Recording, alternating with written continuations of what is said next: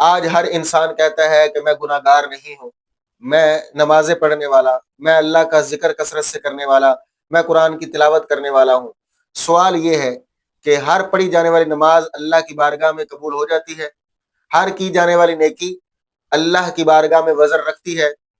تو ناظرین، اس ویڈیو کی توسل سے آج آپ جان سکیں گے 5 ایسی بڑی غلطیاں جو عبادت کو ضائع کر دیتی ہیں، عبادت کو کھوکھلا کر دیتی ہے، عبادت کو تباہ و برباد کر دیتی ہے، اور اسی ویڈیو سے ہم اپنے محاسبہ نفس بھی کر سکیں گے۔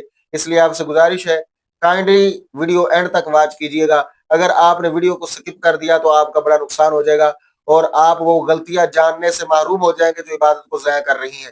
اس لیے ان 5 غلطیوں کی نشاندہی میں کر رہا ہوں، آپ اس کو سنیں، یاد کریں، محفوظ کریں، آگے لوگوں تک شیئر کریں، میرے لیے اور آپ کے لیے صدقہ جاریہ بن جائے گا۔ غلطی نمبر 1، نیت کے اندر ملاوٹ آ جانا۔ نماز پڑھ رہا ہے، قرآن پڑھ رہا ہے، اللہ کا ذکر کر رہا ہے، درود پاک پڑھ رہا ہے، تو نیت کے اندر اگر ملاوٹ آ گئی، وہ رضائے الہی کے لیے نہیں کر رہا بلکہ لوگوں کو دکھانے کے لیے کر رہا ہے، نمود و نمائش کے لیے، عزت اور شہرت اور مقام و مرتبہ پانے کے لیے کر رہا ہے، تو نیت میں ملاوٹ اور کھوٹ کی وجہ سے اس کا عمل اس کے منہ پر مار دیا جائے گا، اس کی عبادت اللہ کی بارگاہ میں قبول نہیں کی جائے گی۔ ہمیں تو قرآن پاک میں یہ حکم دیا گیا، فرمایا کل ان صلاتی و نسکی و محیای و مماتی للہ رب العالمین۔ اے محبوب علیہ السلام، آپ رب کی بارگاہ میں یوں عرض کیجیے، بے شک میری نماز، میری قربانی، میرا جینا، میرا مرنا تمام جہانوں کے پالنے والے اللہ کے لیے ہے۔ یہاں تک مرنا جینا بھی اللہ کے لیے ہونا چاہیے۔ تو عبادت کے اندر جو ہے انسان ریاکاری کر رہا ہو، کسی اور کو دکھانے کے لیے کر رہا ہو، تو اس کی مثال آپ اس سادے انداز میں سمجھ لیجئے۔ اگر کوئی اپنے عزیز کو بہترین، اچھا، خوبصورت، قیمتی تحفہ بھیجنا چاہتا ہو، اور اس تحفے کے باہر جو ہے وہ غلط پتہ لکھ دے، غلط ایڈریس لکھ دے، تو تحفہ اس عزیز تک نہیں پہنچے گا بلکہ غلط جگہ پہنچے گا، تو تحفہ کیا ہو جائے گا؟ ضائع ہو جائے گا، تباہ و برباد ہو جائے گا۔ اسی طرح اچھا عمل کرتے ہوئے غلط نیت کرنے کی وجہ سے وہ اچھا عمل رب تعالیٰ کی بارگاہ میں نہیں پہنچے گا بلکہ غلط ایڈریس پر پہنچنے کی وجہ سے وہ اچھا عمل آپ کا تباہ و برباد اور ضائع ہو جائے گا۔ اور حدیث مبارکہ میں دیکھیے کیسے نشاندہی کی گئی جو ریاکاری پیدا کرنے والے ہیں، جو ریاکاری کے ذریعے اپنے عمل برباد کرتے ہیں۔ حدیث مبارکہ میں قیامت کے دن جن لوگوں کا سب سے پہلے فیصلہ ہوگا ان میں سے ایک عالم دین، ایک شہید اور ایک سخی، ان کا پہلے فیصلہ کر دیا جائے گا، اور ان کے بارے میں حکم ہوگا کہ ان کو جہنم میں پھینک دیا جائے۔ تو صاحب اس حدیث مبارکہ سے استدلال کیا ہوا؟ عمل بڑے بڑے کیے، عالم نے تبلیغ کی، بڑے بڑے لوگوں کو ہدایت دینے کی کوشش کی، عمل بڑے بڑے تھے، نمازیں پڑھی بھی، پڑھائی بھی، عمل بڑے تھے، قرآن سیکھا بھی، سکھایا بھی، عمل بڑے تھے۔ اور اسی طرح شہید نے کافر کے مقابلے میں جنگ لڑی، عمل بڑا تھا، شہید ہو گیا۔ اسی طرح سخی نے سخاوت کی، عمل بڑا تھا اور سخاوت کرتا رہا، اپنا مال قربان کرتا رہا، عمل بڑا تھا، نیت چھوٹی تھی۔ نتیجہ کیا نکلا؟ جہنم میں پھینک دیا جائے، تو ان کو جہنم میں پھینک دیا جائے گا۔ اللہ اکبر، اللہ اکبر، استغفر اللہ ربی من کل ذنب واتوب الیہ۔ اللہ جل جلالہ ہمیں نیت کے فطور سے، نیت کی ملاوٹ سے محفوظ فرمائے، خالصتاً اللہ کی رضا کے لیے عمل کرنے کی توفیق عطا فرمائے۔ غلطی نمبر 2، نماز کو بوجھ سمجھنا، جلدی جلدی نماز پڑھنا۔ دیکھیے اگر کوئی انسان کسی سے محبت کرتا ہو تو محبت کرتے ہوئے جب اس سے ملاقات ہوتی ہے تو وہ بات کرنا چاہتا ہے یا بات کر رہا ہوتا ہے تو کبھی بھی اس سے اکتاتا ہے؟ وہ تو چاہتا ہے کہ میں مزید اور باتیں کر لوں، مزید اور باتیں کر لوں۔ تو جو رب سے محبت کرنے کا دعویٰ کرنے والے ہیں، جب وہ رب کی بارگاہ میں آ جائیں، نماز پڑھنے کے لیے آ جائیں، تو نماز کو بوجھ کیوں سمجھ رہے ہوتے ہیں؟ جلدی جلدی رکوع بھی پورا نہ کیا، سجدہ بھی پورا نہ کیا، نہ قوما کیا، نہ جلسہ کیا، تو احسن طریقے سے نماز ادا نہ کی، تو وہ نماز کیسے اللہ کی بارگاہ میں قبول ہوگی؟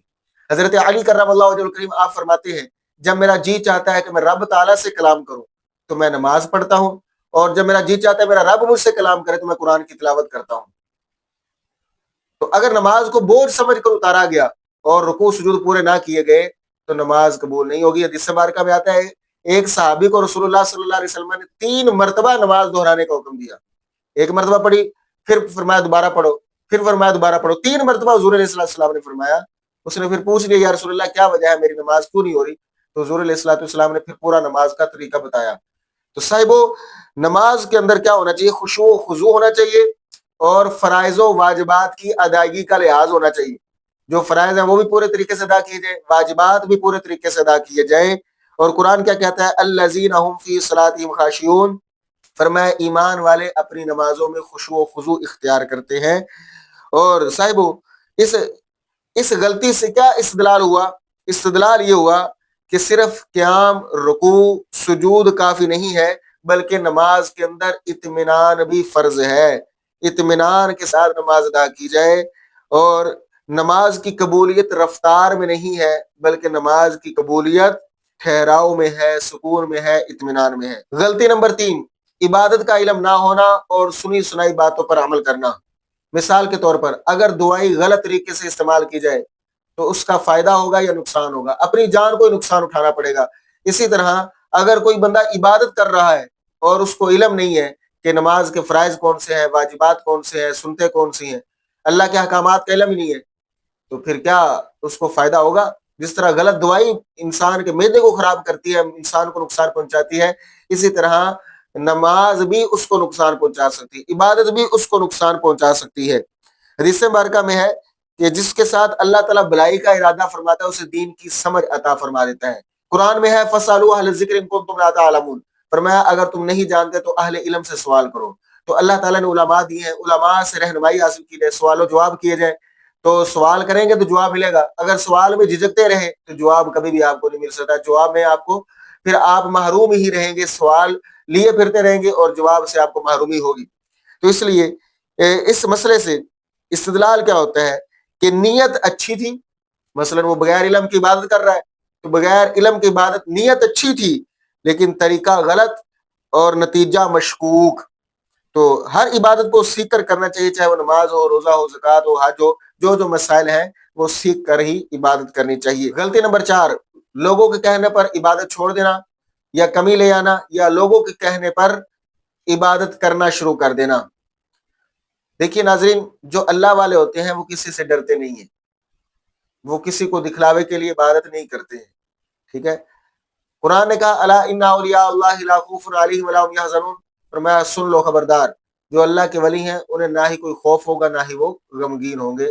الذین آمنوا وکانوا یتقون، کیونکہ وہ ایمان والے بھی ہوتے ہیں اور صاحب تقویٰ بھی ہوتے ہیں۔ تو جو اللہ والے ہوتے ہیں وہ کسی کے دھوکے میں نہیں آتے، فریب میں نہیں آتے۔ کسی نے کہہ دیا نماز پڑھ لی، اور اگر کسی نے دباؤ ڈالا کہ نہیں نماز نہیں پڑھنی، چلو کھیلنے کے لیے جاتے ہیں، تو اس کے ساتھ چل پڑا، تو وہ کسی سے ڈرتے نہیں، بلکہ رضا الہی والے اعمال کرتے ہیں۔ انہیں پتہ ہوتا ہے لوگوں کی رضا عارضی ہے، اللہ کی رضا دائمی ہے، اور اللہ کی رضا کو وہ عارضی رضا پر ترجیح دیتے ہیں۔ نمبر 5، عبادت کرنے کے بعد عبادت کی حفاظت نہ کرنا۔ کہتے ہیں نا کہ نیکی کرنا مشکل ہے اور نیکی کی حفاظت کرنا مشکل ترین ہے۔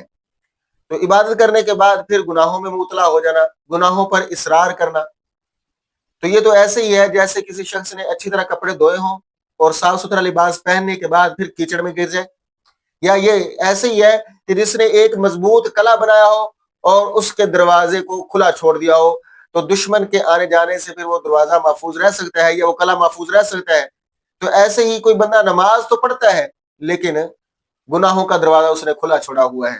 تو قرآن نے کیا کہا؟ ان الصلاۃ تنہی عن الفحشاء والمنکر، بے شک نماز بے حیائی اور برائی کے کاموں سے روکتی ہے۔